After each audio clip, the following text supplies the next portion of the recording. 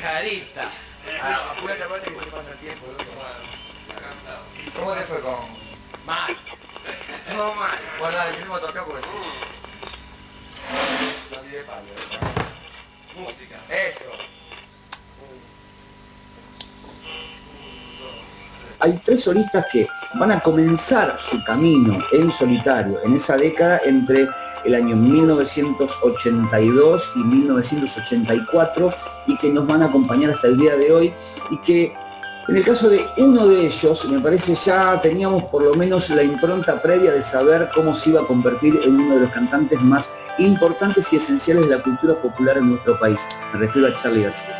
Charly García iba a tener, no quisiera ser injusto con Carlitos, pero me parece que los mejores trabajos, los más inspirados quizás, los más iluminados de García, fueron paridos en la década del 80. Si uno va desde lo que fue el final de Serú Girán hasta el final de la década del 80, en el medio tenés al menos 3 discos fundamentales para entender la canción argentina, fíjense hacia dónde estoy yendo. Uno de ellos iba a ser, obviamente, Yendo de la cama al living, el otro iba a ser Clics Modernos y el otro iba a ser Piano Bar. Creo que ahí García, entre el 82 y el 84, no solamente patenta la canción de rock argentino, sino que se va a dedicar a hacer cosas que en el país no estaban vistas. ¿Por qué? Porque García va a viajar a los Estados Unidos, que es el lugar donde él, con Pedro Aznar, con Joe Blaney como productor, invitado casi conocido, él lo contrata a Blaney porque sabía que había trabajado con The Clash, entonces dice, quiero que este tipo esté detrás de las perillas, y García no sabía bien a qué atenerse, pero tenía las ideas muy claras. Fue sin baterista, grabó Larry Carlton, guitarrista eximio que ha trabajado con bandas como Steely Dan, entre muchísimas otras, lo tenía a Pedro como su fiel lugarteniente, que nunca lo iba a dejar solo, y tenía el estudio de grabación a disposición.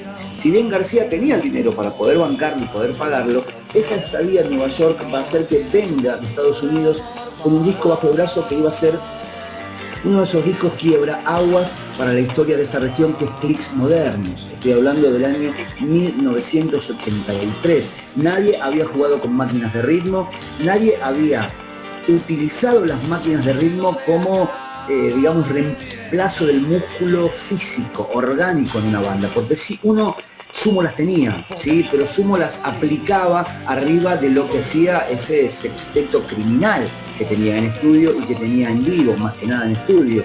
Pero en el caso de García, estamos hablando de alguien que mete una máquina como reemplazo de un músculo orgánico, y hasta el momento no se había hecho. Creo que debe ser uno de los discos, trabajos de García, donde uno encuentra que todas las canciones son hits, desde Plateado sobre Plateado hasta Nos siguen pegando abajo, ¿sí? O Bancate ese defecto. Ese es el García de 1983, que le deja paso a Piano Bar y que para mí le va a dar la mano casi como un eslabón a uno de los discos más trascendentales que tuvo el rock nacional en la década del 80. No quisiera exagerar y decir que es uno de los más importantes de toda la historia, pero para mí Parte de la Religión es un trabajo de Charly que no solamente lo encuentra él en un momento previo a una especie de espiral descendente que se lo iba a agarrar en la década del 90 y que iba a terminar con García tirándose por la habitación de un hotel en Mendoza. Parte de la Religión lo encuentra lúcido, lo encuentra brillante, filoso, sagaz, mordaz y además creando melodías y canciones increíbles, ¿sí? Casi eternas. Ese es el García de 1987. Después se va a arrimar al final de década con Filosofía Barata, ¿sí? Cómo conseguir chicas. Ya es un García que pasa por una etapa un poco más funky, por un sonido un poco más plástico si se quiere. Esto es gracias a parte de lo que nos dejó Prince en la década del 80 y después meterse en los 90 con otra cabeza. Y Prince es muy importante para entender cierto sonido que tuvimos acá.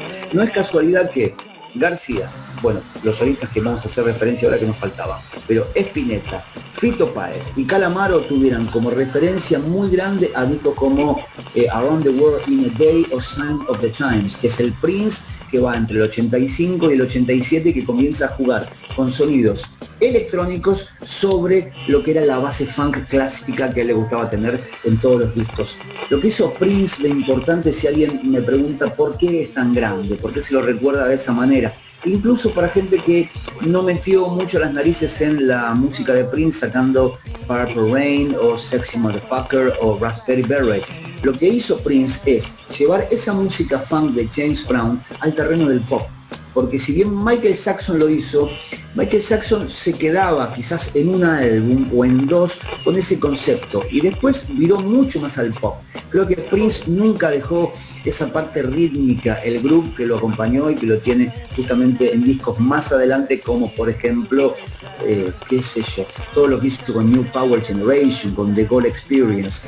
Y los otros dos solistas a los cuales hago referencia y que para mí comienzan a cimentar esa categoría de no sé si mitos vivientes, pero sí de figuras interminables de la canción argentina, iban a ser Andrés Calamaro y Fito Páez. Fito Páez debutando en el año 1984, haciendo una retrospectiva de lo que había sido su vida entre 1963 en adelante, primero como un partícipe más que necesario en la música de Juan Carlos Baglietto, que también se sumaba con la nueva trova rosarina, con Silvina Garré, con Voltín, con Fabián Gallardo desde Rosario a Buenos Aires, sino que además le iba a dar la chance de exponerlo, para que Fito pase por ahí, que pase por la banda de Charlie y que después termine haciendo un disco increíble como es del 63, en una década que lo encuentra con giros, que lo encuentra con Ciudad de Pobres Corazones, con el asesinato de sus tías, con una etapa muy pero muy oscura y que lo iba a ver virando la década con discos para mí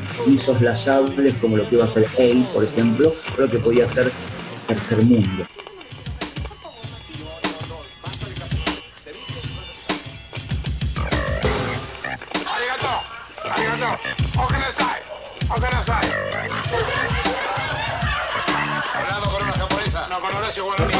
Hace muchos años un hombre soñó un imperio muy grande.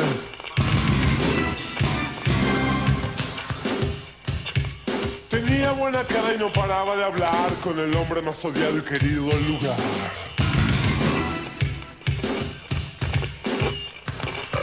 Soñaban tener un jardín florido, una patria de México al pie, con hermanos de toda calaña, y en el sueño gritaban me hundo, me hundo, me hundo.